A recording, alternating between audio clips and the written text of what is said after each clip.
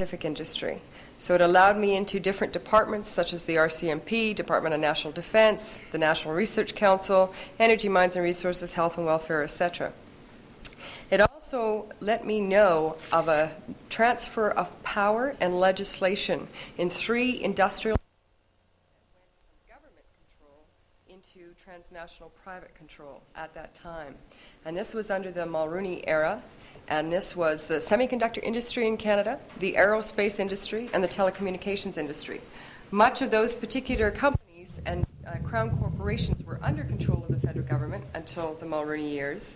And during the Mulroney years, were dismantled and slowly sold off, whether it be the crown corporations of Telesat and Teleglobe, or whether it be the semiconductor industries, or whether it be the aerospace industries as well, and telecommunications as well.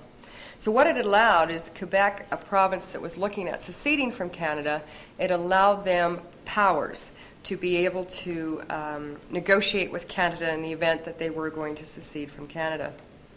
In 1991, I closed my company down. I owned my own scientific corporation, and I closed it down to move west to write a book called The Deals That Were Made. And this was about the backroom deals that I had got privy to by dealing with the scientists and the business leaders in some of these industries. And I quickly realized that there were so many people out west that had no idea of what was going on in Ottawa. So I started to bring out speakers from Ottawa, such as Shelley Ann Clark, who was disclosing to the Canadian public at that time about our free trade agreement and how altered and doctored our agreement had been. I then brought out Mel Hurtig because he had just completed his book called The Betrayal of Canada. And at that very same time, Mel Hurtig was beginning the National Party of Canada for the 1993 federal election. He asked me to run, in which I did, for the West Kootenay-Revelstoke riding. In 1994, sadly, the National Party was dissolved by the brand new executive that had come on board and the leader itself. So the National Party was no longer a federal political entity that could have continued into the 97 election. In 1997, by that time, the people had already become familiar with the Free Trade Agreement. The free trade had been an election issue under the Mulroney government for the 1988 election. But Mulroney had had a lot of assistance from big business, such as groups as Business Council on National Issues, who put together a $56 million slush fund in order to promote the benefits of free trade for Canadians, to ensure them that it would mean more prosperity, to ensure them that it would mean jobs, jobs, jobs. So of course the people put Brian Mulroney in, the free trade agreement was signed, and big business was very happy because, as Clayton Uter had said, the U.S. had accomplished something they had been trying for many, many years, and that was to be able to take Canada over within 20 years. Canadians did not know what they had signed, that within 20 years we would become part of the States. Well, within the first 5 years after the free trade agreement, Canada had lost 600,000 jobs to free trade. They had gone either to the States or they were starting to expand into other different states of the U.S. and look elsewhere as far as potential trading markets. For Canadian big business, this was great. Having an open trade agreement with our largest trading partner, it allowed them much bigger market access. But for the average mom and pop company, it became detrimental because not only did the trade go from Canada to the States, it then began coming from the States into Canada. The foreign investment that came into Canada from the States, 90% of it, or around 92% of it actually, came in for the sole purpose of taking over our Canadian companies. It did not come in to build more branch plants. It did not come in to set up research and development labs. It came in to buy over Canadian companies. So since that time, we have lost 13,000 Canadian companies. And these are actual stats. 10,000 of those companies have been bought over by American transnationals, thus giving people the feeling that we are slowly being taken over by the U.S. What I'm going to show you today is that we're not being taken over by the U.S. We might be integrated and harmonized and amalgamated into the States, but both of us are going to be shortly taken over by the transnational corporations themselves. So many people became upset that they felt they were lied to by the Mulroney government, and in 1993 had an alternative to them to vote for if necessary. the Liberal government came forward and promised us that they would renegotiate the trade agreements and protect our water resources, which is one of the big concerns that we had about the free trade agreement, that our water sources would have to become a good and be sold on the markets. The people of Canada defeated the Mulroney Conservatives and brought their power base from 196 seats in Parliament down to 2. And on October 25th of 93, the Liberal government was put back into power. They were put back into power on the main election promise that they would renegotiate the North American Free Trade Agreement, which was a new trade agreement that would expand the trade not only with Canada and the States, but into Mexico as well. They were elected in October, at the end of October. January of 1994, the Liberal government signed us into NAFTA as is, without any renegotiation, without any protection for our water resources. And the man who signed us into the NAFTA agreement, Roy McClaren, was our Minister for International Trade at the time. Well, Roy McClaren, at the time he signed us into NAFTA, was a sitting member of the Trilateral Commission, which is a transnational lobby group that is so powerful that it actually promotes and directs people that are about to come to power, both in the States and in Canada. In 1995, Canada was the first country in the world to push for a World Trade Organization. And this came through a bill called C-57. This came through C-57 in Parliament. And basically what C-57 said was it was the implementation of a world trade body that would regulate all the rules of trade around the world and would also be a dispute mechanism in the event that countries had difficulties in the negotiations with each other. It would actually be the final dispute settlement body. In this world government that we are now headed towards, there are 3 major pillars to this world government. Just like our government in Ottawa has the Finance Department and has the Trade Department, Foreign Affairs, International Trade Department, has the Military Department, the world government, which is now presently called the United Nations, also has 3 major pillars. They are the financial pillars of the International Monetary Fund, or I.M.F., and the World Bank, and the World Trade Organization, which is the 3rd and final pillar. Canada has not just been a player in this, we have been the leader in promoting these 3 pillars to all the other countries around the world.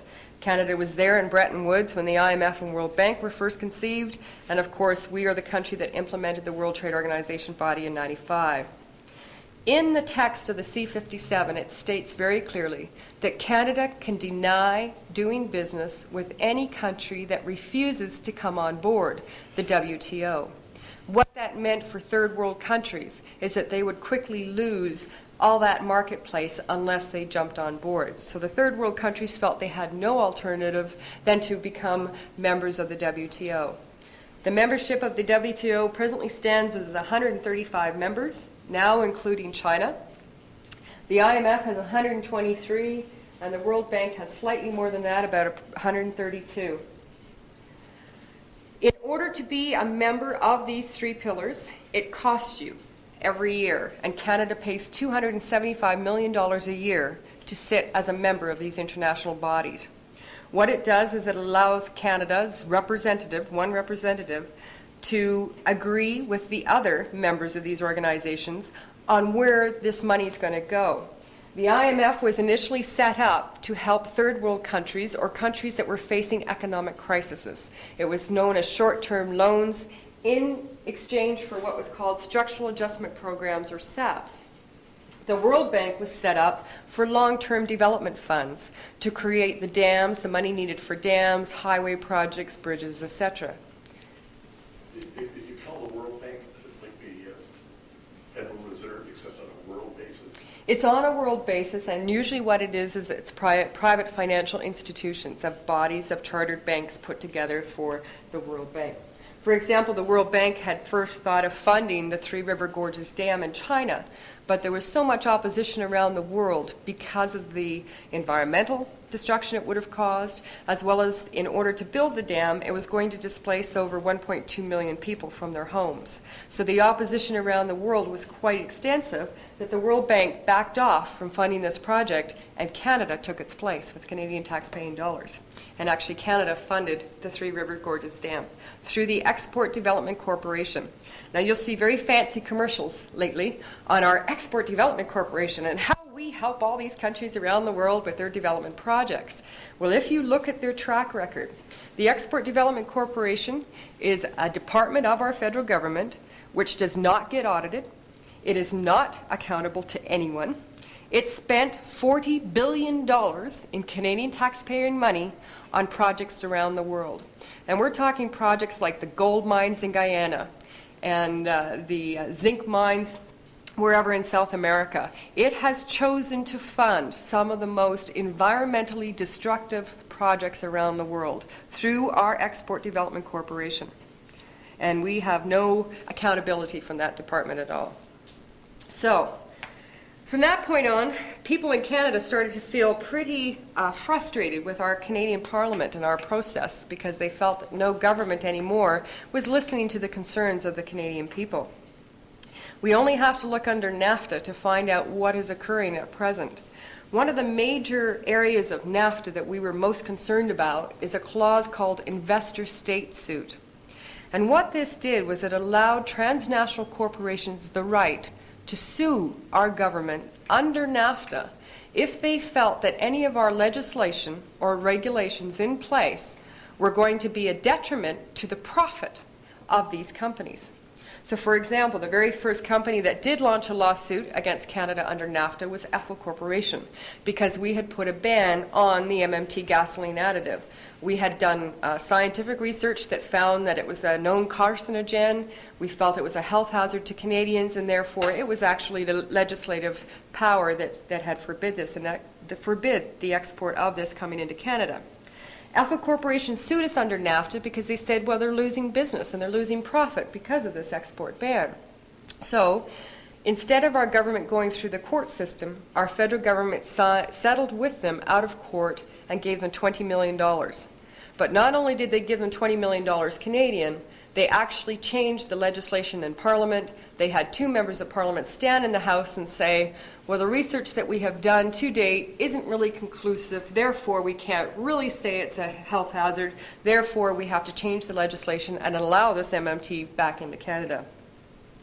The second lawsuit was S.D. Myers, which was another company that felt that we were not allowing it future profit availability for its PCBs. And we had had an export ban on PCBs. So S.D. Myers is now suing us for $50 million US because of its loss of business, because we're not allowing it to bring its PCBs in. The third company was Pope & Talbot, which is a large American transnational forestry company that has some Canadian branch plants throughout the Okanagan area. Pope & Talbot is now suing Canada under NAFTA for $500 million. The reason being is our softwood lumber agreement determines how much lumber each one quota these companies are entitled to. Pope & Talbot figures that they have not received a fair amount of the quota as what Canadian companies get. Therefore, they are suing us for future profit of business that they feel they are losing because they are unable to receive national treatment. Now, national treatment clause was both put in the Free Trade Agreement and NAFTA. And this national treatment clause gave these transnational corporations the very same rights as what they gave Canadian citizens. The problem with that is not too many Canadian citizens have billions of dollars to invest in a country. So it became a very unfair playing field, very unbalanced. But it allowed them to continue suing us because we were no longer giving them the same rights as the Canadian companies.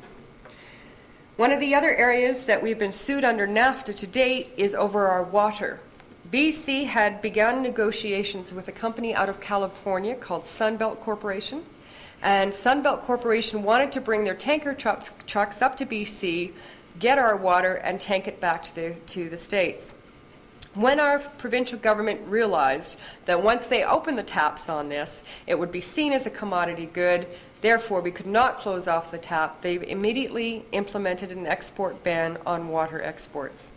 Sunbelt Corporation is now suing us under NAFTA for between $1.5 to $10 billion because of loss of future profit that they feel they had access to by tanking our water. Our final one is United Postal Service is now suing Canada under NAFTA because they feel that we are unfairly subsidizing Canada Post and its Purolator courier.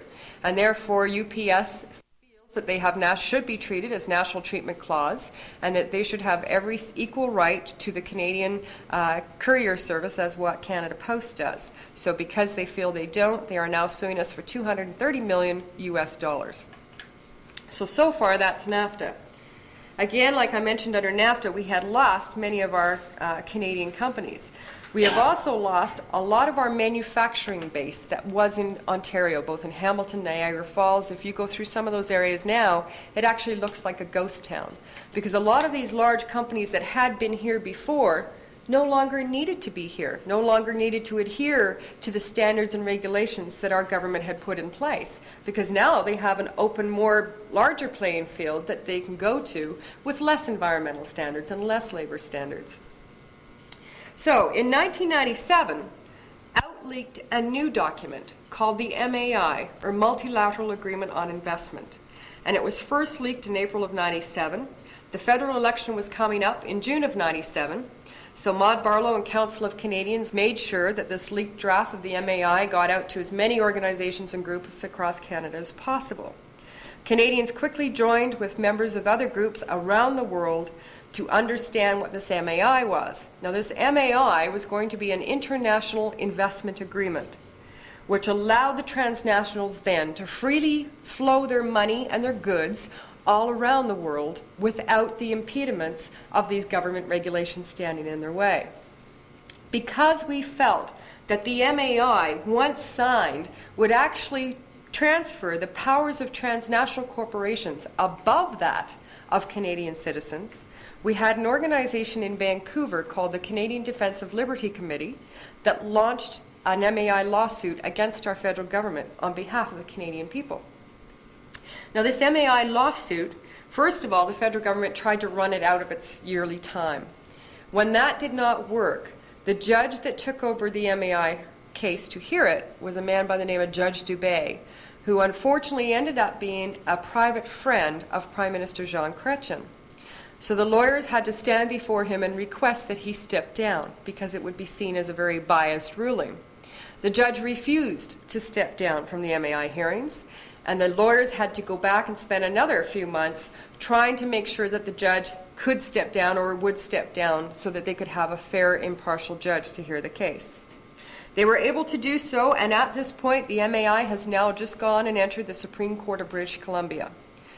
The federal government says, well, it's really a moot point because the M.A.I negotiations are dead. Well, they're not really dead. They did die over in Europe because of the opposition from around the world, and the French people were able to convince their France government first that they would not adhere to such negotiations. So France was the first country to walk away from the M.A.I hearings. But it was quickly followed by many other countries who also felt that it was very unfair international agreement. Many of the third world countries put together a 29 report document from 29 different countries, which talked about their complaints at being at these meetings. Here you have one representative of all the different poor countries and underdeveloped countries out there who, when they finally got to the negotiating meetings, were shut out of the actual negotiation process. And they were kept outside the room while the 29 OECD countries met behind the closed doors, came to their agreements and negotiations, then came out and said, here you go, take these back to your governments, take this back to your people, and accept them. This is what we've come to conclude. And the third world countries said, wait a minute, this is not fair, because what you're doing to us is impoverishing us even further, and we will not accept it. So since that time, the opposition from those third world countries is beginning to build, and I'll share with you just how much in a bit. We were able to destroy the M.A.I because of the people's opposition around the world to this agreement.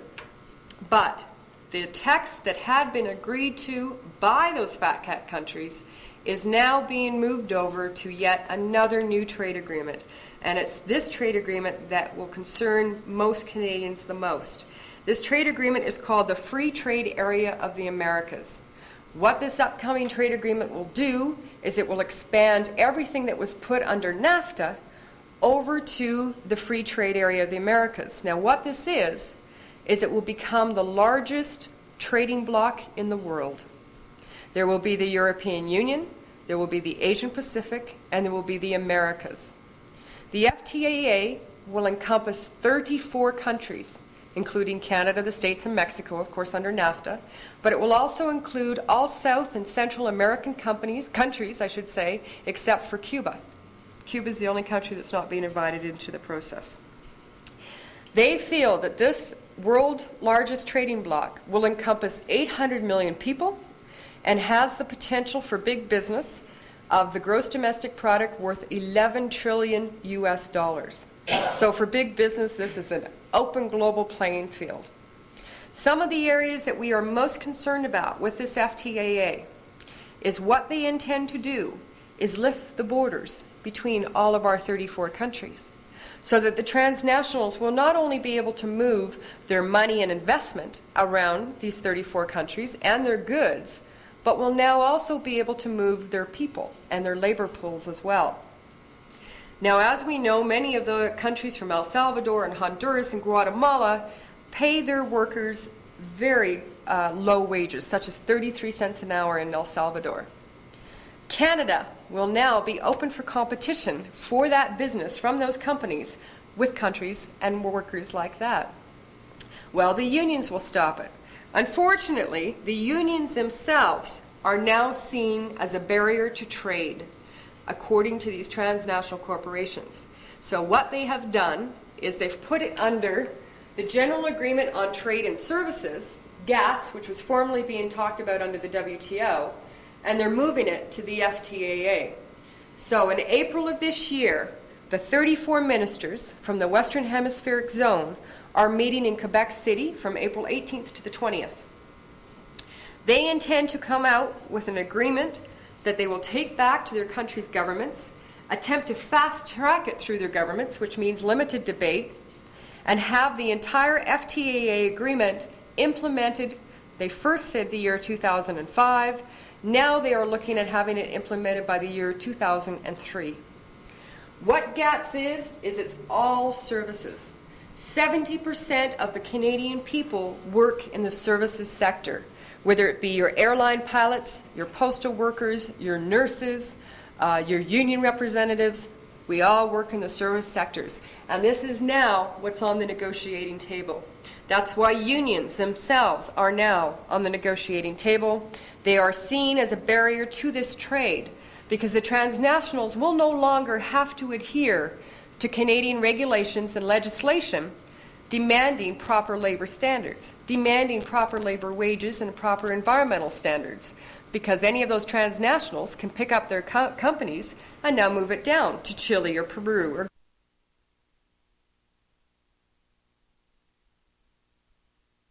Salvador and have an open access pool to all labor down there.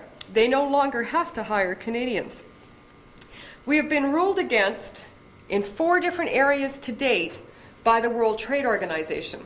The first area that the W.T.O ruled against Canada on was our Canadian Auto Pact.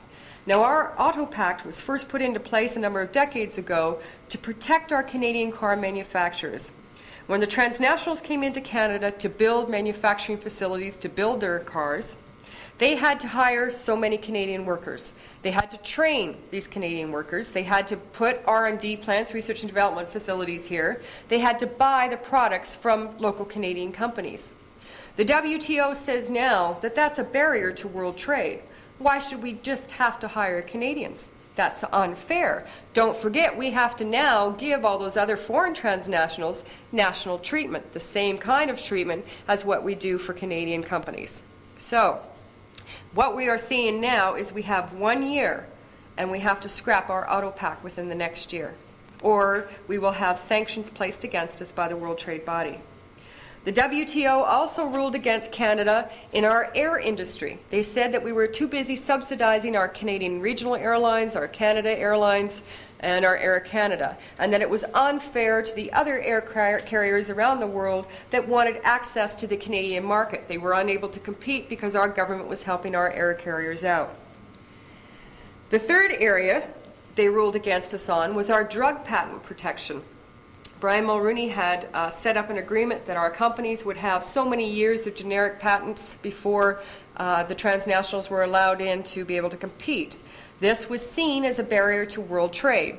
So we now have to let the large foreign transnationals, such as Eli Lilly or IG Farben or whomever, also come into Canada and have equal opportunity to set up their pharmaceutical manufacturers here as well, without any special treatment for Canadian generic patent companies.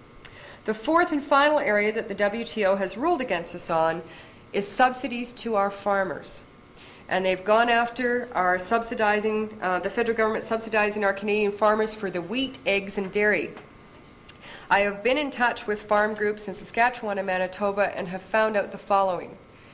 In the last 10 years, our federal government has dropped its amount of subsidies from $5.5 billion, which it did 10 years ago, to help the Canadians be able to at least know that they were going to receive a fair market value by the time they grew the plants, to now it has dropped to $1.3 billion worth of subsidization. Just before the last fall election, the mainstream media talked about the Liberal government was going to help our cash-strapped farmers by giving them $500 million in farm subsidies. And everybody thought, well, that's really great. What are the farmers complaining about? Well, there was a catch in there, and it stated that the federal government would give the farmers a subsidy, but only if the provinces were to also kick in so many hundreds of millions of dollars. Well, apparently the provinces didn't have that money to kick in. So instead of receiving the federal end of it, they received none of it at all, according to the Saskatchewan farm groups. Since that time, they have said that within the last 2 years, Canada has now lost 43,000 agriculture producers to bankruptcy. 43,000. We have 270,000 farms in Canada, and that was 20% of our entire agriculture production in Canada has gone bankrupt. If you will drive across the prairies now, you see many of our farms that once had huge silos are now covered with Agricor and Cargill and very large transnationals who are now able to buy up these farms at 63 cents on the dollar. Archer Daniels. Yes, Archer Daniel Midland and Monsanto. And what they've done is they've not only tied up the farms, but they now control the chemicals, the fertilizers, the seed, etc. So they have the same transnationals that they have to continue buying from. This F.T.A.A. that our federal government is not only promoting, but is actually leading the way. Our Prime Minister has been very busy traveling to many of these different countries to try and convince these ministers to come on board this free trade area of the Americas. As a matter of fact, at the end of February, he is meeting with the ministers of Honduras, Guatemala, Ecuador, and El Salvador to come on board. And two of these ministers are not trusting our federal government. They feel that our federal government has started to lead these third world countries down the garden path, that what they were promised would mean more prosperity for their countries has actually impoverished them even more. One of those areas that was done in, of course, was assistance with the I.M.F. Many of these third world countries were very poor.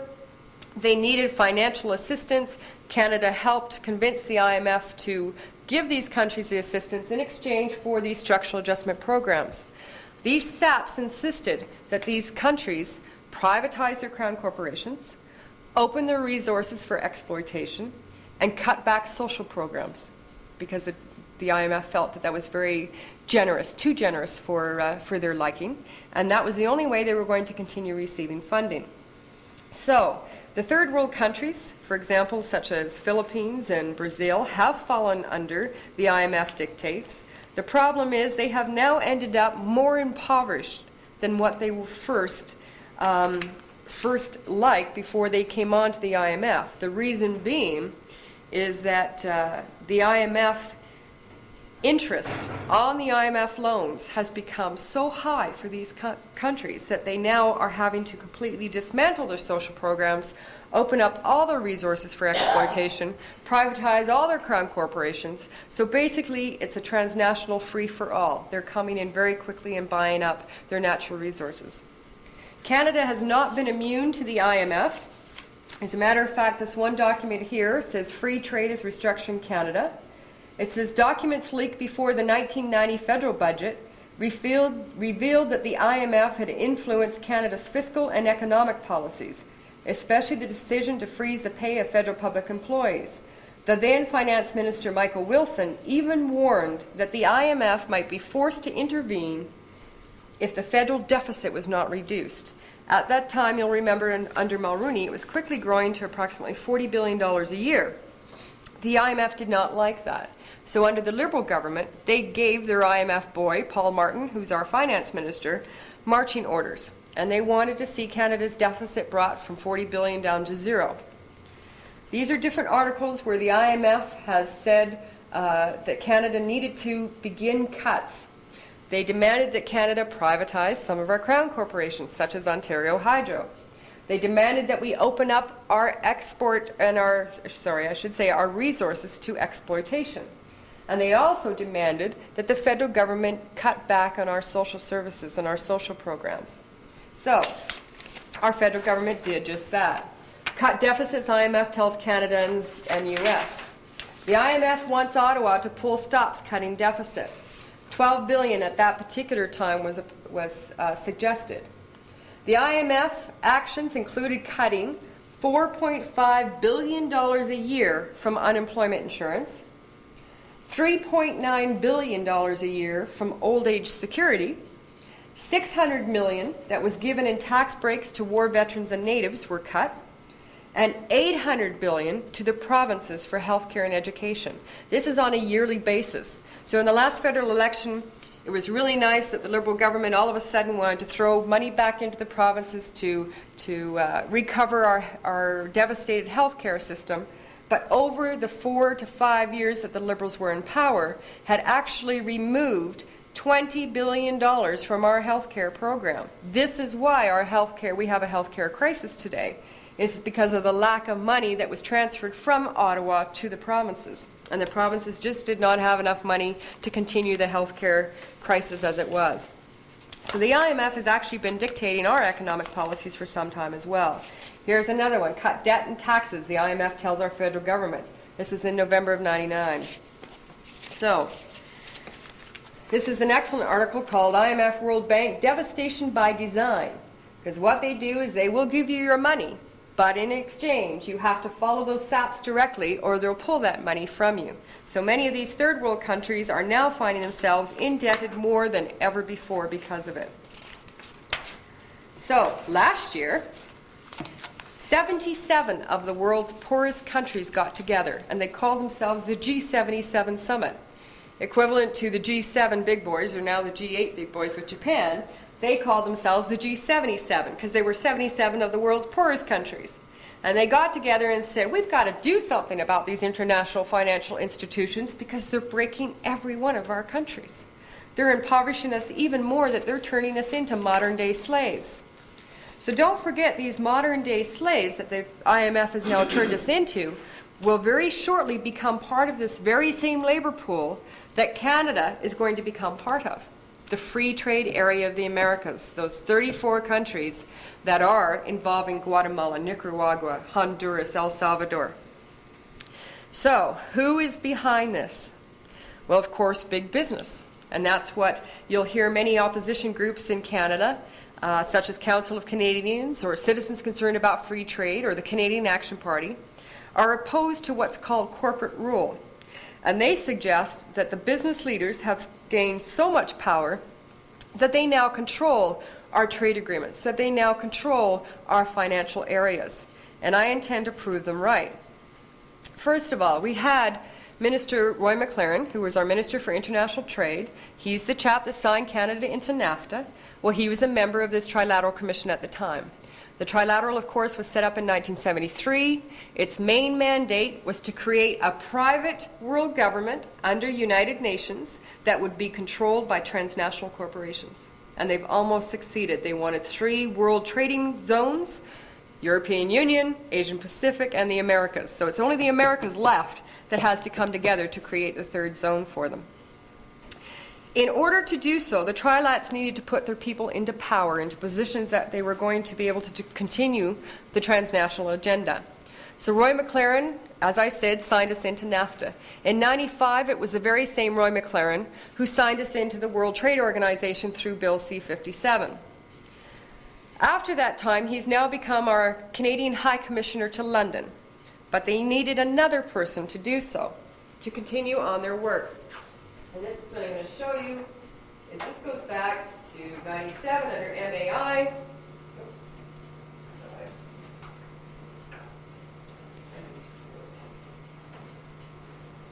Oh, thank you. Okay. This is Canada and the M.A.I. in 1997. In order for the Canadian government to proceed with these trade negotiations, there was so much opposition from Canadian people that they decided to hold cross-country hearings. And these cross-country hearings then established a report of the Subcommittee on International Trade, Trade Disputes and Investment. It was a standing committee on foreign affairs and international trade that crossed the country, listening to people's concerns, including people in the process of this negotiation. This final report was handed to Parliament, and the recommendations out of these hearings were submitted to Parliament and accepted by Parliament.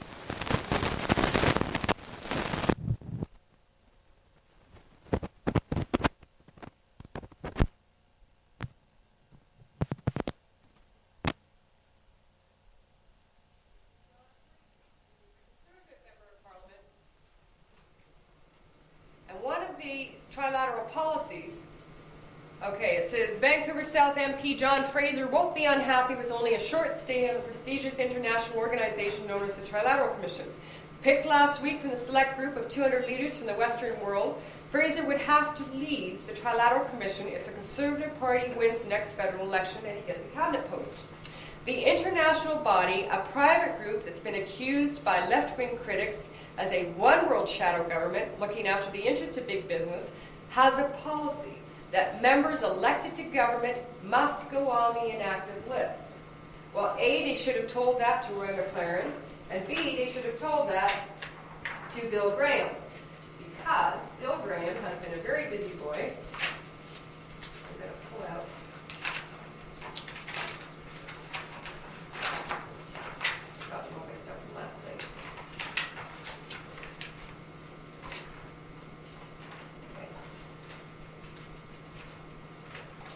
I'll just go without it.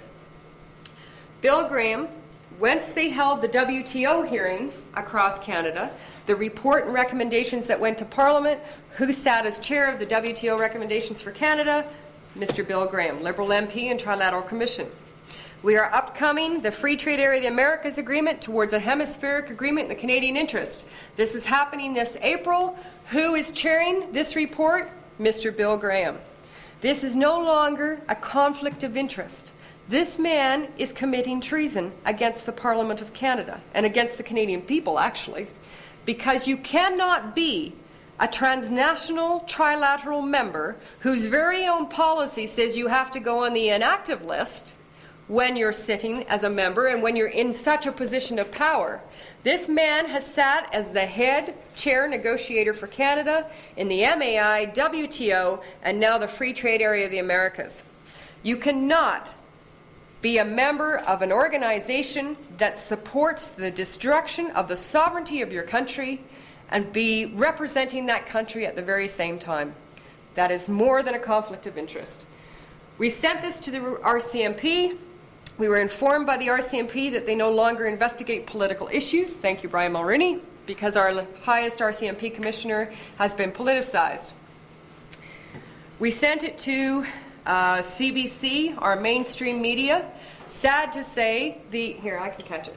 Sad to say, the last time our mainstream media covered the Trilateral Commission was back in 1982 with this radio documentary that CBC did on the Trilateral Commission.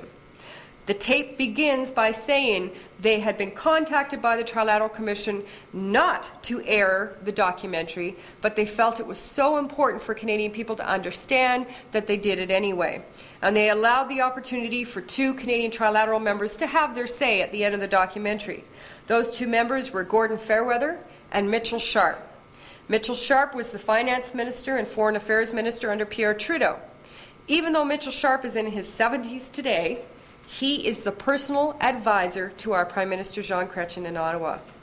He spoke in China for Chrétien. That's right. So I'm going to share, I have the most recent Trilateral Commission list directly from them. Anyone can get it. You just call Trilateral in New York City and they're most happy to send you their list and task force report and meeting books. Conrad Black, who is the CEO of Hollinger Corporation. Well, Conrad Black now controls over 54% of the Canadian newsprint across Canada. But he's also got holdings in radio, in real estate, in many different areas. So, Alan Gottlieb is the North American Deputy Chairman. Well, Alan Gottlieb was also our U.S. ambassador at one time, the Canadian ambassador to the United States. Andre Desmarais, who is now the CEO, Chief Executive Officer of Power Corporation out of Montreal, is also our Prime Minister's son-in-law. He married Jean Chrétien's daughter, so at least they keep it in the family. Peter Doble is the founding director of the Parliamentary Centre in Ottawa. Wendy Dobson is the Associate Deputy Minister of Finance for the G7 countries. Yves Fortier is the permanent Canadian representative to the United Nations for Canada. But Yves Fortier was very involved with John Fraser, fellow Trilat member, on the Pacific Coast Salmon Treaty negotiations with the U.S., where we lost our rights to our salmon. Peter Godsoe is the CEO of the Bank of Nova Scotia. Jimmy Pattison from the Jimmy Pattison Group in Vancouver. Between Jimmy Pattison and Galen Weston, they control over 50% of the entire BC food market. Other than Overweighty Stores and Save-On Foods and A&G, they are all part of his food empire, I should say. But Mr. Pattison has also got into radio and television as well. So they are trying to keep a lot of control on the media itself so that we do not hear of the power of this particular organization. Michael Phelps is the CEO of West Coast Energy. Gordon Smith is the Deputy Minister of Foreign Affairs in Canada. Ronald Southern, who is the CEO of ATCO and the CEO of Canadian Utilities in Edmonton, is a Trilateral member. Peter Lougheed, of course, your former Premier of Alberta, is a Trilat member. L.R. Wilson, who is the CEO of Bell Canada Enterprises in Montreal, is a Trilat member. And here we are, Mr. Bill Graham, Chairman of the House of Commons Standing Committee on Foreign Affairs and International Trade, is a sitting Trilateral member. Harrison McCain of McCain Foods out of Toronto is also a Trilateral member. And the very last page has none other than Roy McClaren, our Canadian High Commissioner now to London, our former Minister for International Trade. The one other area that the Trilat boys needed to control, of course, in this private United Nations that would be run by these transnationals were these 3 major pillars.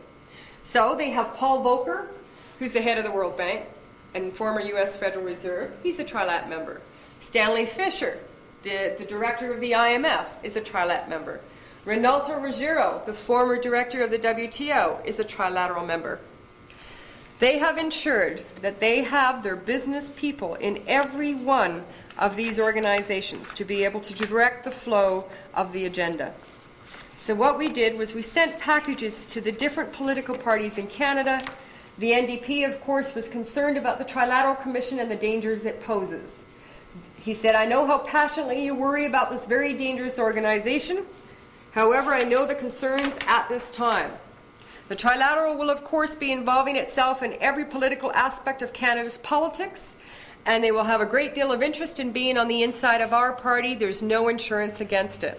This was an NDP member of Parliament who wrote this. This letter is written by Dave Barrett when he was still leader of the opposition before he became Premier of British Columbia. He said, I appreciate your writing and I've noted your comments regarding the Trilateral Commission. Your concern is also shared by our members. Our caucus members have raised this issue in the House, also that of Robert Bonner's membership with this body. Well, Robert Bonner was the CEO of BC Hydro, and the very first dam that was built in BC was funded by the Trilateral Commission. We then sent it to the National Party leadership because we were against free trade and NAFTA. We wanted to be able to bring this out at convention time so the National Party as a political entity could take on these Trilat boys. They responded, nor is it in the purview of the leader to purport to speak on behalf of the party on such a poisonous issue, such as the free trade agreement, especially where to do so could bring the party into an unprotected conflict with the dangerous Trilateral Commission, as well as expose the leader to personal danger. Therefore, Mr. Hurtig's caution in speaking out on that particular facet of the F.T.A., as expatiated by Ms. Clark, is prudent and well advised. Mr. Hurtig is no longer the leader of any federal political party. And the National Party was dissolved as a federal political entity illegally. Look, the internal sabotage that happened with the finances. Very much so. Not only did finance sabotage, but executive sabotage as well of the party. The membership never had an opportunity to vote on the dissolvement of the National Party of Canada. And yet the Chief Electoral Officer accepted this brand new executive without going to the membership, which is quite interesting. We sent it to the Reform Party. I sent it to our Member of Parliament in my riding, who I'd run against in 93, 97, and 2000, because he was getting awful tired of me telling him about the Trilateral boys in Ottawa, and what was he going to do about it? He was our Member of Parliament. What was he going to do about it? He said, I do agree that the activities and aims of the Trilateral Commission should be far more open and transparent to the Canadian public than they presently are. I think it's a negative thing that this organization should keep such a low profile, presumably for intentional reasons. However, I do not actually disagree with the concept behind the Commission. The Reform Party supports Canada's active participation in the United Nations, the I.M.F., the World Bank, the World Trade, and the Council on Foreign Relations, which many of you know is the sister to Trilateral Commission. The Council on Foreign Relations operates for big business out of the States. They are the transnational lobby group in the U.S. So the Reform Party actually, their leader at the time, Preston Manning, was invited to speak before the Council on Foreign Relations, and David Rockefeller funded the trip for Preston Manning to come down and talk in front of the CFR. He also funded Jacques Parizeau to come down and talk in front of the Council on Foreign Relations on the secession movement of Quebec to secede from Canada. We then sent a letter to Lloyd Axworthy, and Lloyd Axworthy responds in March of '94. This is 2 months after NAFTA is signed, and this is Lloyd Axworthy's letter. He says, in response to your final question, I wish to inform you that I sit on the Trilateral Commission for the NAFTA, only where labor issues are involved. The case is the same for Honourable Sheila Copps where the environmental issues are concerned, but in all other instances, the Honourable Roy McClaren, Minister for International Trade, sits on the Commission. So he sat on the Commission before he signed us into NAFTA. He sat on the Commission after he signed us into NAFTA. He was a sitting member while he signed us into NAFTA. I then sent the package to Paul Hellyer to find out where this leader was and where he stood about it as well. Thank you very much for the letter and the file you've enclosed. Whether it is called conspiracy or just greedy self-interest doesn't matter very much in the long run. What the powerful people of the Western world are doing with their unrestricted capital flows and strategic adjustment programs is creating misery and a loss of hope for tens of millions of people everywhere. And this has to be exposed and fought by the vast majority who are now being treated as modern-day slaves. Perhaps we should get Patrick Martin to do another CBC special on the Trilateral Commission to help people establish the connection between many of the people they've looked up to and the misery that's now being created on a worldwide scale.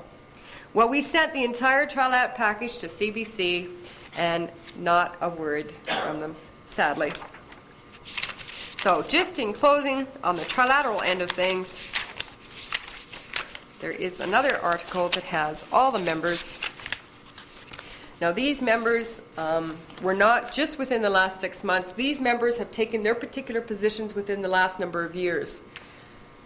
For our banks, the trilateral members, in order to run any company, you have your CEO or president, you have your board of directors, and you have your shareholders. And of course, the board of directors are the people that are actually the shakers and movers. Your CEO is the head honcho, and your shareholders want that profit to come in. That's why they invested in you in the first place. So the trilateral members put themselves as board of directors of our 5 major banks.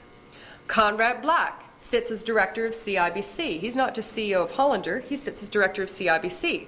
But he also sits as director of our insurance company of Confederation Life. Trevor Eaton sits as director of Royal Trustco. Trevor Eaton was the CEO of Brascan. Trevor Eaton is also a director of London Life Insurance. Roy McClaren sits as director of London Life. Ronald Southern sits as director of Royal Insurance. Arnie Nielsen, director of Aetna Life. David Henniger, director of Crombie Insurance. Eve Fortier, director of Manufacturers Life. Marshall Cohen, American Insurance Group. Claude Castonguay, director of Laurentian General. The banks that have trilateral members are the National Bank of Canada, the Deputy Governor Bank of Canada, Royal Bank, Royal Trustco, CIBC, Laurentian Trust, Toronto Dominion, Marshall Cohen, Arnie Nielsen, Jimmy Pattison are all directors of Toronto Dominion Bank. Louise DeRoger, Donald Harvey are directors of the Bank of Montreal. Alan Gottlieb sits as the advisory board to the Bank of Montreal. Michael Kirby sits as the Senate Banking Committee chair. And Peter Godsoe is the chairman and CEO of the Bank of Nova Scotia. So our 5 major banks have Trilat, which is private transnational lobby people, on our banks and on our major insurance companies. The final area, besides the parliamentary and the trade agreements that they needed to promote, was the resource companies in Canada. Jacques Bouger, David Culver were both presidents of Alcan. David Culver first, now Jacques Bouger. Jacques Bouger has enough power that the Liberal government was going to enact new environmental standards to deal with emissions coming from the aluminum smelting plants in Canada. The Liberal government was going to pass legislation to do so. Our Prime Minister received a letter, private letter from Jacques Bouger, the head of Alcan, who stated very clearly that he would remove the 17 aluminum smelters in Canada if the Liberal government was to proceed with this legislation. The Liberal government immediately backed off this legislation. So there is no new environmental legislation to deal with the aluminum smelting emissions. Alan Gottlieb sits as director of Alcan Aluminum. Hudson's Bay Oil and Gas, which I now know is a new company, at the time Claude Masson and J.R. Murray, both vice chairmen of it, were trilateral members. The president of Union Gas Limited, Darcy McCow. Michael Phelps, president of West Coast Energy. Ronald Southern, of course, chairman, CEO of ATCO in Calgary and Canadian Utilities in Edmonton. L.R. Wilson, head of the Bell Canada Enterprises, which is your telecommunications conglomerate. Arnie Nielsen, president of Canadian Superior Oil, Saskatchewan Pipeline, Mobile Oil, Rainbow Pipeline, and Petrogas Processing. George Kreber, president of Consumer Gas and Rainbow Oil. Donald S. McDonald, director of Shell Oil. Maurice Strong, who is actually the next in line to Kofi Annan, the head of the United Nations. Maurice Strong now acts as special advisor to the Secretary General of the United Nations, and he very much wants to be the kingpin in some future day. Maurice Strong at the time was former chairman of Ontario Hydro, sitting trilateral member. Robert Bonner, former chairman of BC Hydro. Donald Harvey, deputy chairman of Petro-Canada and Penarctic Oils. Trevor Eaton, chairman of Brascan, and Andre and Paul Desmarais, CEOs of Power Corporation of Montreal. So now we want to find out and understand why all of a sudden our resource costs are going sky high. This should explain it. You see, not too long ago, for example, BC Gas was a publicly owned utility. Publicly owned utilities are not under NAFTA rules. They don't go under NAFTA rules until they become privatized. So they sold off BC Gas to a private company. And the moment they did that, it fell under NAFTA rules. NAFTA rules means that you make your profit based on the demand for your product. And BC Gas went on the stock market, and then the demand for their product went sky high, therefore the prices have gone sky high. Under NAFTA as well, because we have already been flowing our gas resources down to the States, we can no longer stop them. We cannot limit the amount of gas. Even in the time of domestic shortage for Canada, we have to continue those gas flows going. And that is what's happened. This is why BCers this winter are looking at between 100 to 300% increase in their gas prices. That's what they're paying. So they're also looking at maybe getting a subsidy, $100 or $150 or something, to try and help them get over the extra high cost. But many BCers are becoming more and more poor, especially the elderly who are on fixed incomes and are now having to pay double, sometimes triple the amount for their gas prices. So all in all, the transnational control has moved itself into our banking, our insurance, our resources, our finance, and our parliament. So what could we possibly do about it? Well, there's a lot we can do about it. This free trade area of the Americas that they want to sign us into in April, we don't have a chance to change government until the next federal election. And the next federal election is 45 years now away. This agreement will be implemented before then. So as a political party strategy, there's not too much we can do on that angle.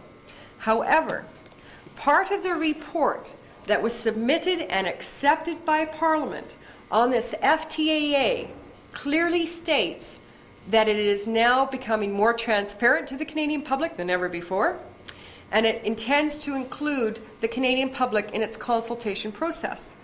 So what we have started across Canada is different letters which are available for people if they wish to take it. I've even provided blank envelopes.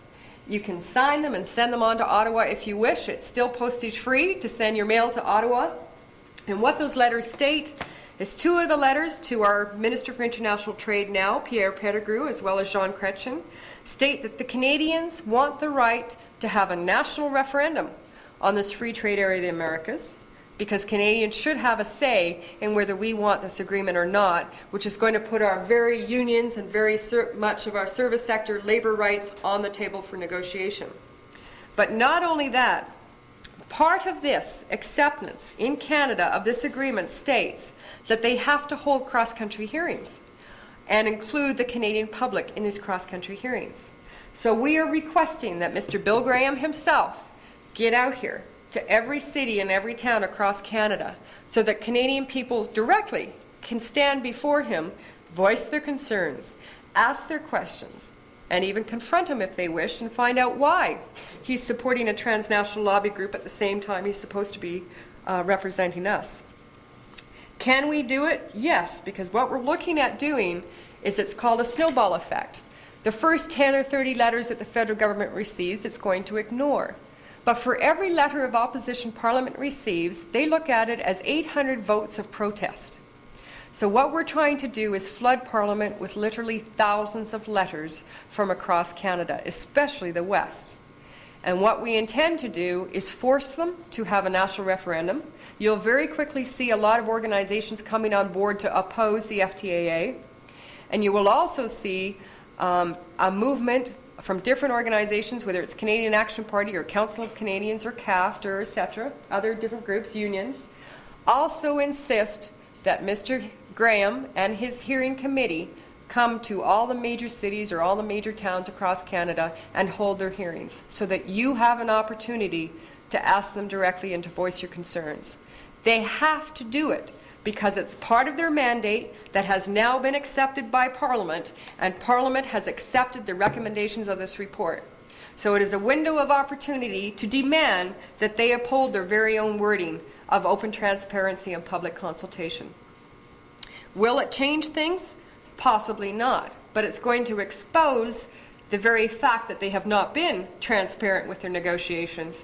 It's going to allow the opportunity for Canadians to become much more educated on this free trade area of the Americas and hopefully amount much more of an opposition to the upcoming negotiations. Unions are only now beginning to wake up and understand that their very survival is going to be on the line. In the States, the U.S. Congress is concerned. Some of the members of U.S. Congress, one of the congressmen is Ron Paul, he's a Republican out of Texas, very staunch constitutionalist, believes that this free trade area of the Americas, as well as the World Trade Organization, is beginning to usurp the sovereignty of the United States. And so there are Congress people who are not going to allow this to happen so easily and have decided to come out and join the groups in opposition to these trade agreements. So you're not only going to start hearing the opposition coming around Canada, you're going to see opposition coming from the States, from Mexico, and all these other countries. This is why they are anticipating that the protesters in the upcoming FTAA will be even more so than what was in Seattle at the W.T.O. They're expecting well in excess of 50,000 protesters in April. This is why they are now fortifying Quebec City to deal with these anarchist protesters, is what CSIS is calling them. It is not a matter of Canadians that want to be violent.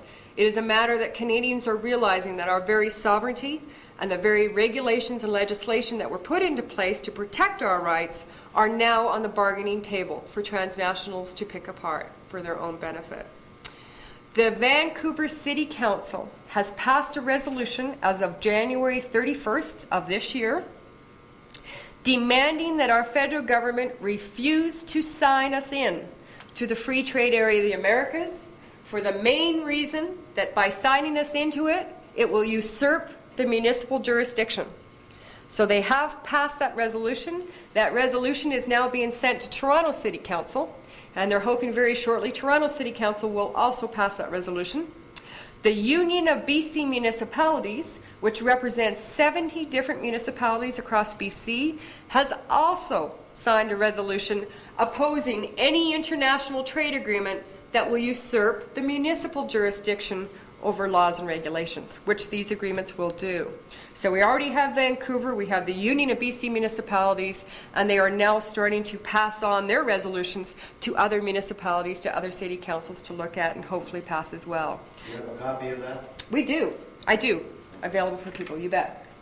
So, last but not least, John Cretchen last June on CBC talked about a common currency with Canada and the US. And then it was never heard again on CBC. So it was one of those things, did I really hear it, did I not? So I decided, okay, if there is such a thing as a common currency with the States, then the States ought to know about it, because I couldn't get a clear answer out of Canada. This is what I found out. I contacted the United States Congress. Connie Mack was the one in charge of it. And they sent me the Senate Banking, Housing, and Urban Affairs Committee report on the official dollarization in emerging market countries. Our economy, according to the very own federal government F.T.A.A. negotiations, will be integrated with that of the other 33 countries. And they call it economic integration. It makes it sound really nice and harmonization, but that's exactly what it is. So this hearing is available for people that want it, and it's from Lawrence Summers, who happens to be a Trilateral member as well, but he talks about the necessity for a common currency. U.S. Senate report touts the single currency for all of the Americas for Canada, Mexico, Brazil, Peru, Venezuela will abandon their currencies and adopt this one currency. It will be similar to the European dollar, euro dollar, they have now available, but it will be a specific currency for the currency of the Americas, the 34 FTA countries. Now, what else have we got? We have got the former head of the World Bank. He was the chief economist at the World Bank until last November. His name is Joseph Stiglitz. Since he left the World Bank, he has come out and squealed on what the World Bank is all about, what the I.M.F. is all about. And his report is available over there as well. Basically, what he has said is that these two international financial institutions have become so out of control that unless they are dealt with very soon, they will control all of the country's currencies around the world. And you're an NGO. Non-governmental organization, you're absolutely right. So our Canadian government knows that the Canadian people are beginning to waken up. I know it may not look it with the people here today, but they are indeed beginning to waken up. The opposition to this upcoming trade agreement is going to be more than ever before. They needed to deal with this. This is one of the other reasons why they brought in another piece of legislation, that the deadline to adhere to it was December 31st of this year. And that was C-68, gun control legislation. Now, when they first brought it in, people focused on the registering of firearms under that legislation. But the actual bill itself involves much more than that. It involves confiscation if they feel that any information that you filled out in those firearms acquisition certificates could lead them to believe that you may be unstable. Some of those personal questions on the FAC ask you if you've changed jobs in the last 3 years, if you've had any marital difficulties or a breakup in the last 3 years, if you've moved, relocated in the last 3 years. Well, the majority of Canadians have experienced something or other. We've lost close to 100,000 bankruptcies in the last year for Canadians. And before that, it was in the 90,000s. And before that, it was in the late 86,000s. So there's many people going bankrupt in Canada, not only small personal bankruptcies, but small businesses that can't hold on any further either. That gives them justification to come and confiscate your firearms. So it wasn't just the registering of your firearms under C-68. That bill itself, if you read it, takes away rights that were protected to you under the Constitution. Now, they realize, again, that Canadians are waking up. They're not going to just stand by and all of a sudden say, okay, well, I've been making $25 an hour and I've been working for 28 years and now I don't mind if a Guatemalan person comes up here and can take my job for 33 cents an hour. That's fine with me. Not likely. Okay, because we're going to see our standard of living falling lower than ever before, because there will not be one level of government, whether it be municipal or provincial or federal, that will be able to protect any of our rights once these agreements are signed. Don't forget, these agreements usurp those very rights. So, our federal government has just formed a new police force with the money from C-68 registration. The new police force is called the National Firearms Enforcement Team. It is out of Ontario. There are documents over there on it for people. Please take it. Please understand what it's about. This new police force is to deal with all those law-abiding citizens that did not bother registering their firearms. The federal government wants you to believe that the majority of Canadians have been compliant. In real fact, because we ran in this fall election, we also had access to those stats. Our stats showed us that only between 5 and 10% of the Canadian public bothered to register their firearms, which tells the federal government that Canadians aren't totally asleep, that there's no way that they're going to register. They're concerned about something and they did not listen to it, even if it meant that they became criminals after December 31st. So this new National Firearms team is going to deal with these law-abiding citizens that did not adhere to it. This team has been trained by the Alcohol, Tobacco, and Firearms Agency out of the United States of America. And last but not least, of course, our own Canadian Security Intelligence Service, CSIS, also talked about on the mainstream media last night that those anarchist protesters that they're anticipating to come and protest against this FTAA may become violent in the future. So they want legislation passed in order to deal with these violent protesters that they're anticipating coming.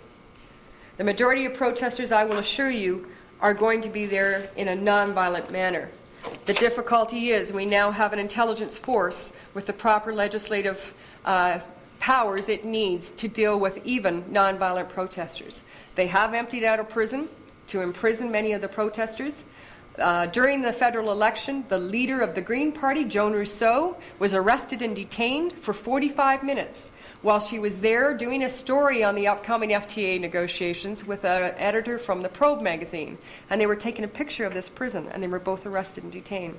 None of this made it to mainstream media during the federal election because, again, it would have started talking about, well, why is she so concerned about this free trade area of the Americas? And as you know, trade was not even discussed in the federal election, only healthcare and education. It was the first election in the last 4 where trade issues were not discussed at all. In 88, it was free trade. In 93, NAFTA. In 97, M.A.I. In 2000, it was healthcare and education. They stayed away from it because they knew that if we had a chance to let people know what it was about, they would have gone down to possible defeat. And they needed to proceed as planned. So, that ends my coalition of different documentation for you today. Usually I end it with a poem, a political poem that tries to fit it a bit more together for you. And that's what I'm going to end today with. And then I can open for questions if there are any questions. It was not long ago when Canada was free, when we all felt proud of our country. Resources and lands were ours to keep, but many of us were still asleep to the plans of the evil elites who are strong, who manipulate governments to make them go wrong.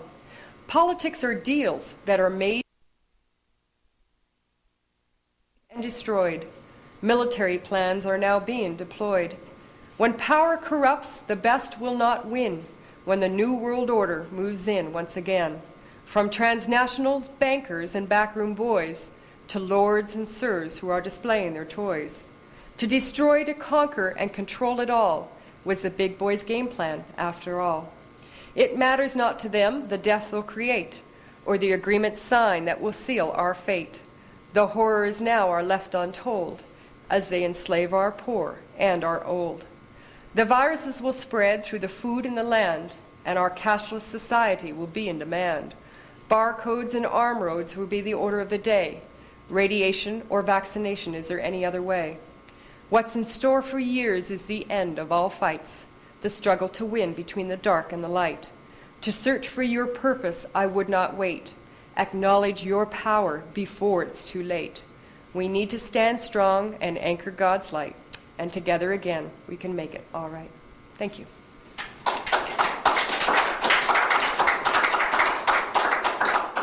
Okay, any questions? Do you have a copy of that? I could. I don't have it here, but I could certainly send it to you if you like. Yeah, you betcha. So bottom line, you're saying that the W.T.O is exactly the same as M.A.I, it's just a rebirth?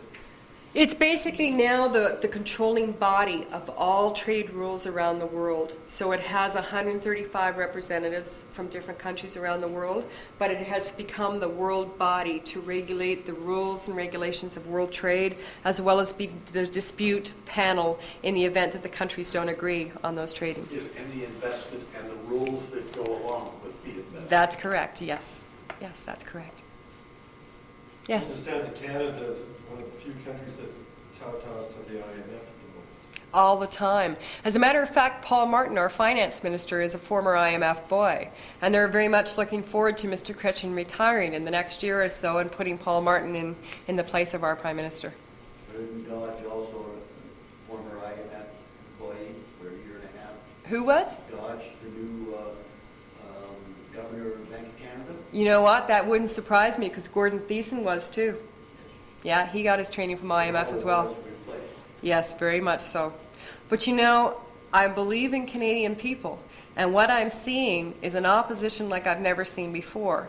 I don't want to see it get to the point of violence, which is what they're hoping to do. That's why they've got this new police force in place. That's why they've got all their cards on the table and they're attempting to disarm the Canadian public.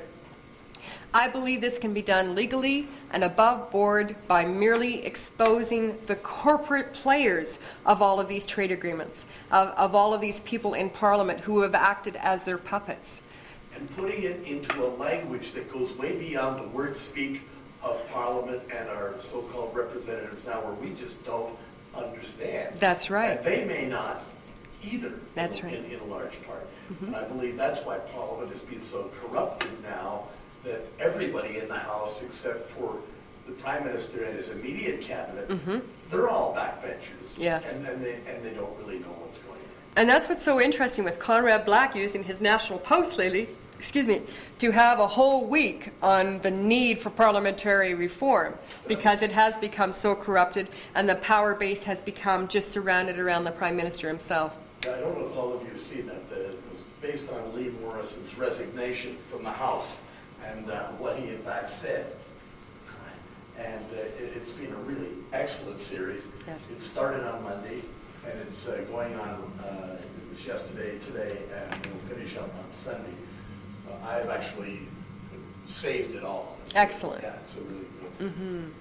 But it's saying that Parliament has become corrupted, that the power of Parliament is now just based around the Prime Minister's office, that people who had become elected as members of Parliament, believing that once they got to Parliament they could actually act on behalf of their constituents, are quickly finding out that they have no power at all.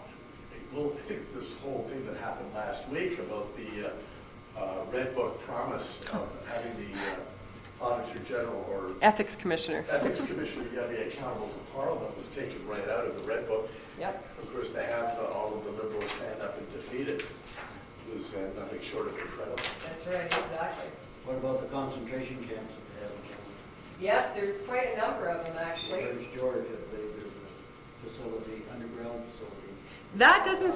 That doesn't surprise me. It's interesting that Prince George, of course, was the home to many of the Chinese migrants that came to Canada. They were shipped from the Esquimalt Fuca base up to Prince George, and they were placed in the older prison right beside the new prison. And there were 7 escapes that were done from the Prince George Correctional Facility during the time they were there. What was interesting is these people that came as migrants from this boat, we understood at the very beginning they were almost starving. They didn't have any proper clothing, etc. They were also very well, they fit into the perfect age and the perfect training conditions for military. And we believe that they were military personnel. Now, other than just about a dozen, most of them apparently have now all been shipped back to China after the due process of immigration hearings found that all of them should not be in Canada, that they were all indeed illegal immigrants and should be sent back for whatever reason. Apparently they are gone. We don't know for sure if they are, but we do know definitely that they were military conditioned, let's say. Generally known as something. It was in our papers in BC for sure, and because it created quite a hoopla. I mean, people want to help immigrants that need assistance in Canada, but at the same time, there were 3 boatloads in a row. What our media did not tell us is that there were actually 4. The very first boatload never made it to Canada. It was stopped in the U.S., and within 24 hours, the entire boatload of people were shipped back to China because they were found to be military people. And the states knew in 24 hours. In Canada, it took 18 months to determine that these people should not be in Canada and ship them back.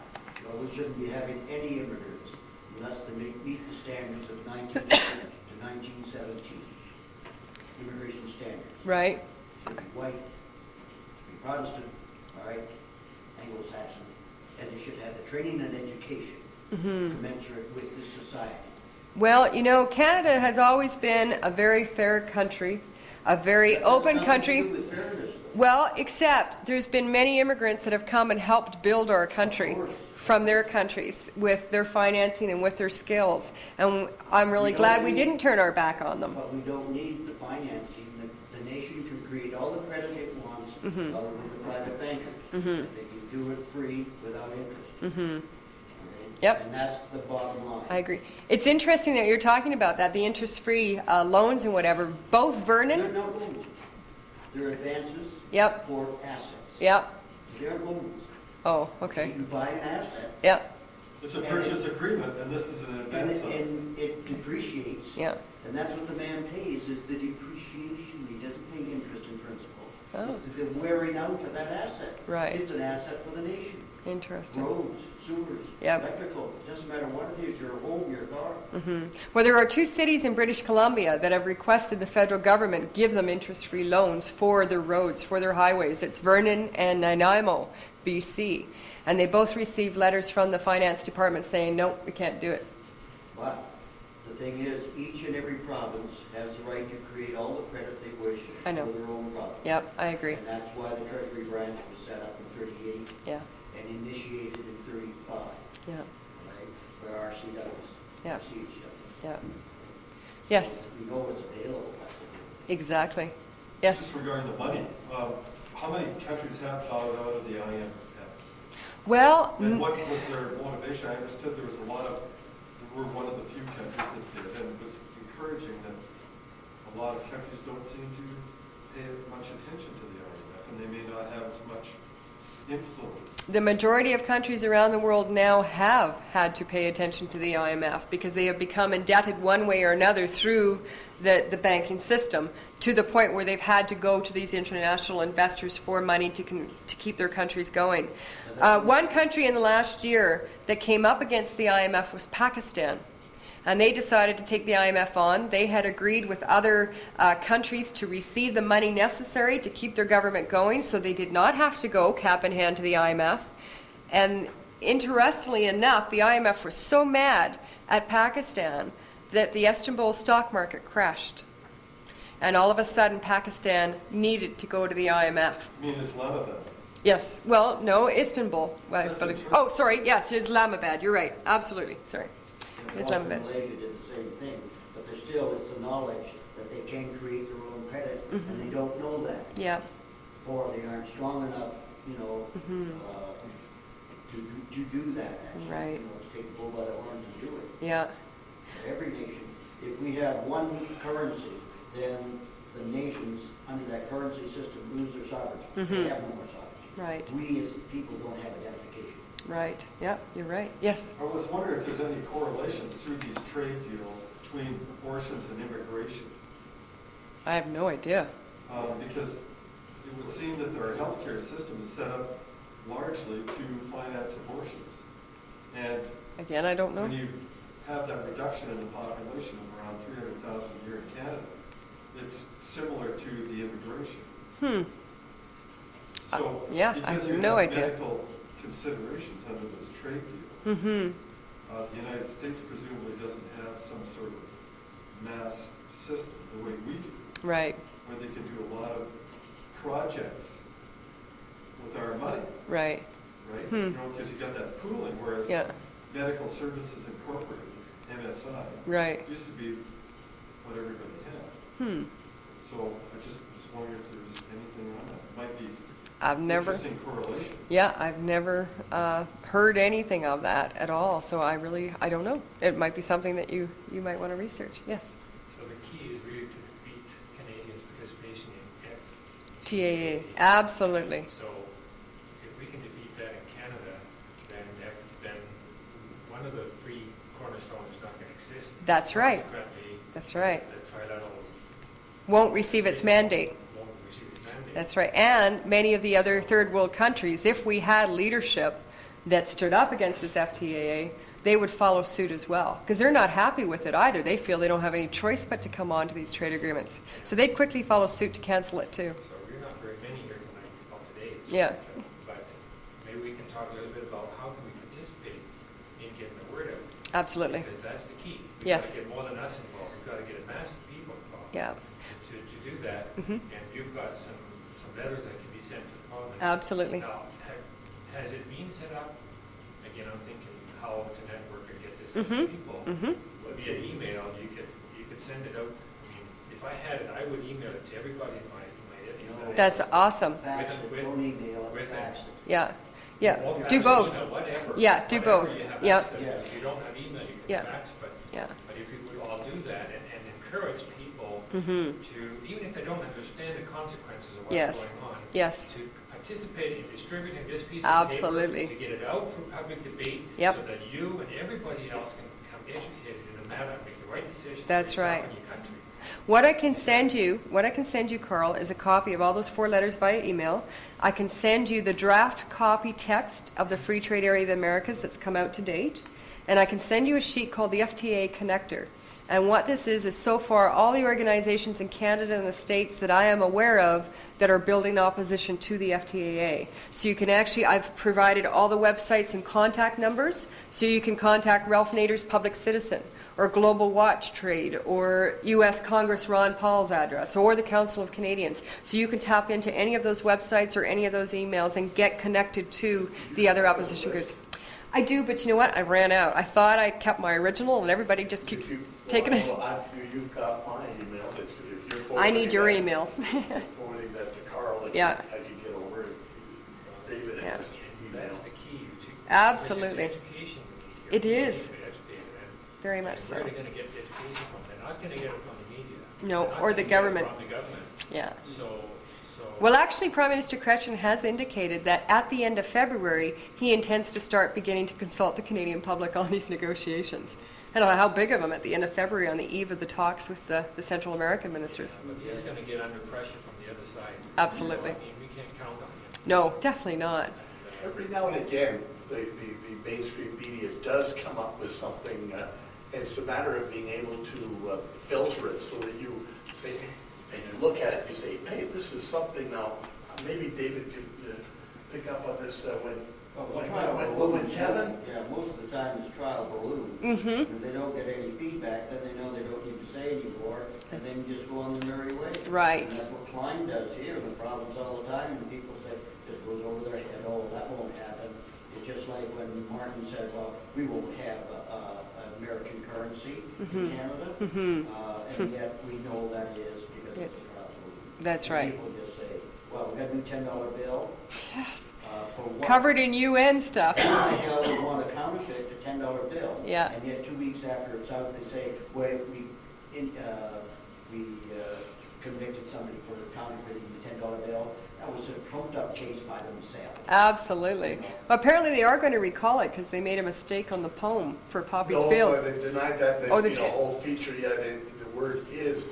Blow? Poppies blow, they don't grow. Yeah, Oh. they put the handwritten poem Yes. in the paper. Oh, I see. Okay. Interesting. I was Really, referring... they also took the $1,000 bill away. Yes. because Drug launderers. Yeah, so Well, they claim. That's a bunch of crap. Yeah. I mean, they digitize all their loans and transactions, so they don't need $1,000. Can you imagine how tough it would be if they tried to get rid of the $1,000 bill in the United States? There was a newspaper article regarding the $1,000 bill. There's your trouble.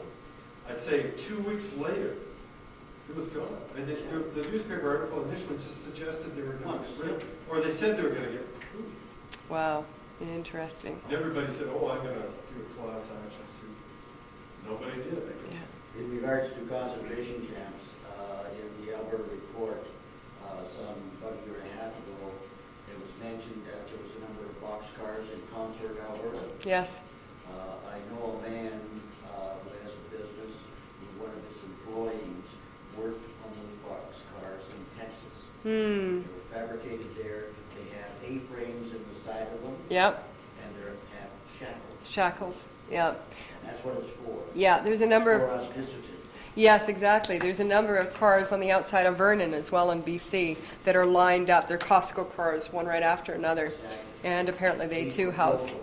Yeah, they house a lot of, even in the other day, of course, I was going from Staples, I was getting a bunch of coffee and done, going back towards Red Deer, and who comes this way towards me is an armored personnel carrier. And I was like, wow, I'm not used to seeing this in Alberta. But the guy in the turret had full chemical gear on, like the whole mask and everything, not just a balaclava or anything because it was cold. He had the full gear on, and I thought, holy smokes. And then, of course, I read in the Red Deer Advocate that they had been having training exercises for NATO war games next March. Well, lower down in that very same article, in one paragraph, it says 800 of these soldiers were being trained for a NATO immediate reaction force for this April. And I thought, coincidentally, that you're going to have multinational countries meeting in Quebec City. They're fortifying the city. They're already talking military will be necessary to deal with these anarchist protesters. Who better than a multinational force to deal with it? And I thought, holy smokes, this isn't just about war games next March in Norway. You don't think that chemical get-up that you just referred to had something to do with the chemical spill that occurred in Red Deer? It may have. I just would be... They had to evacuate a huge section of the city. And now in Calgary, they've just evacuated a huge section of the city for a gas leak. So what we were actually wondering is, are these evacuation training exercises too? Don't forget. Because it's a way of mobilizing a whole group of people, put them in this area, So if people all of a sudden hear on the radio, yes, there's been another, outbreak or something, immediately go to this. They're going to follow the military. They're going to follow whomever to get to those checkpoints. Well, And the general public won't have any objection to seeing this. yes, You get this sanitized. yes, exactly. Well, we're now used to seeing, cops with hoods on. Yeah. Whereas before, when they first started wearing them, People are outraged. Yeah. But now you're conditioned to it. Yeah, they look like And now they black look Ninja normal, Turtle guys. Just like Nikita and her friends. Yeah. But you know, I feel sorry for our RCMP, a lot of the members, I do, because they were caught in the middle of having to uphold a law that they might not have agreed with and going after their fellow Canadian law-abiding citizen who is now, according to these laws, turned into a criminal.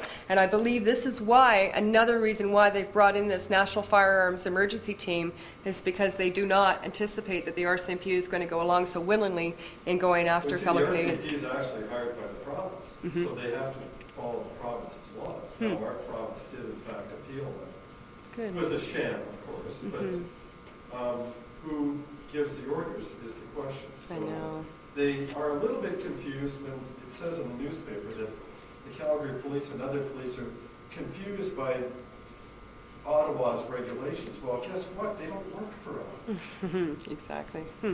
Even though they're Canadian. How many letters do we need to get to Ottawa to make a referendum take place? I mean, the government can decide to hold one, yes. Yes. Oh, yes. And I do know, for example, Or the public can demand. that the they public have can one. demand it too. So, for example, I know that Sven Robinson and Bill Blakely out of the NDP in Parliament are going to try and push within Parliament to hold a referendum. There's some Alliance MPs who are going to try and push for a national referendum. And there's even 2 Liberal MPs who have stood so far against their government on the M.A.I. and the W.T.O. So we're hoping that they'll continue to stand against the Liberal government themselves for the F.T.A.A. as well, if possible. But what we need to do is determine who the MPs are in Ottawa who are still representing their fellow Canadians. And of course, who the ones are, like Bill Graham, needs to be brought out into the public light and said, hey, how come you're doing both? Yeah, but if they do, they got blackballed by the party. But with the little child case. I know, and Warren Almond, and yeah. They took them to court. What did the judge say? He says they don't represent the constituents, they represent the party in Parliament. The court said that? That's the court, I have the transcript. Wow, I could use that. Actually, that's incredible. Little child case. Wow, okay. We'll never have a public count of the letters that come in on this count. We would really know how many letters show up. Right. All we know is it's, yeah, what we're hoping to do is have a snowball effect. I mean, people can contact us and let us know, okay, I sent so many letters or whatever if you wish to try and get an indicator. But we're going to put them through this Council of Canadians. We're going to see if CAF will support it through them and Canadian Action Party will support it through them to try and get it going. Because people feel, yes, they're going to ignore the first 10 copies or the first 30 letters. But again, don't forget, every letter to Parliament is worth 800 votes in protest as far as they're concerned. So if we can start getting thousands of letters in each and every province going to Ottawa, they have no choice but to fulfill their mandate. This is what we need to do. We need to get more, not that we have to go to polls every month for something, but Yep. we need to get the public more involved. It's the only way you can hold the government Accountable. is to have a referendum on major issues Yes. like this. Yes. Otherwise, they just sit there and put a rug over your head, they hand you a lollipop, That's this right. fund here at election time, you know, Yep. and then we go around and do what we want to do anyway. That's right. So the Canadian Alliance stood on their own platform in this past election saying the necessity for referendum on crucial issues. So go after Canadian Alliance and say, okay, MP, we're going to hold you to this. We need a national referendum on F.T.A.A. Let's go for it and see what they'll do. They'll never have one organized before they're actually supposed to vote on this. They wanted to actually attach them to elections. Yeah, and I'm sure they did. But at the same time, these negotiations, they will come out with an agreement, but this agreement still has to go to every government of those 34 countries. It might still be a facade in democracy, but it still has to go back to the countries. So we still have technically to 2003, hopefully, technically, unless, of course, something happens in the meantime. Yes? I would say it would be better not to have a referendum. I mean, it's an illegitimate issue. That's the Hegelian principle. You bandy everything around. You get an illegitimate issue on the agenda, and all of a sudden you legitimize it. And then the next thing you've got is a referendum on it, which is precisely what they want, because then they can use all the media. Look at the referendum we had here on fluoridation in the city.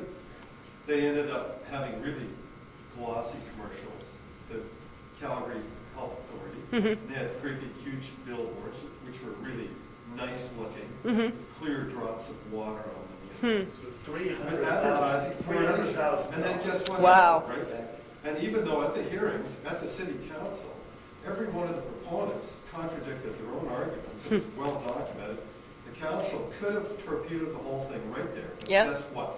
No, they're gonna make a referendum on it, right? Oh, I see. So, this is the mistake that you always get into, is having, like the M.A.I, there's no referendum on that thing, they just killed it. right? So, I would say the objective should be just to kill this. It's not. If we can, and there will be groups that's their main target. Council of Canadians apparently is also beginning a cross-Canada tour. Maud Barlow, as I understand, is speaking in Edmonton on February 28th, and then we'll continue on as well. So you are going to hear lots more about that. You know that Charlottetown Accord, yep. All those groups that were actually created Yep. surreptitious by getting other groups involved in touchy-feely programs, and then all of a sudden they're on the side of the yes. And they had all this money coming from many, Business. you know, the civic groups, of which there are many, and all throughout the country. But it was the people that defeated that. Yeah, that was. Well, that's true. Yeah. And that was really dynamite, but boy, oh boy, you know, look at the power they had. Oh, They had hundreds and hundreds of millions of dollars promoting it. Every university professor promoted it. Yeah. Every politician except Sharon Carstairs, strangely enough, who's one of the most nefarious Yeah, opponents of it. particular ilk, for some reason was one of the few, you know, I don't know what gave there. And he, Yeah. It was grassroots, and Yeah. it was, what I remember was Preston Manning when he was on the But we side. won. He was on the yes side. Yeah. And look, all the people in Quebec, boy, you can see the returns coming in, they just shot that thing. Exactly.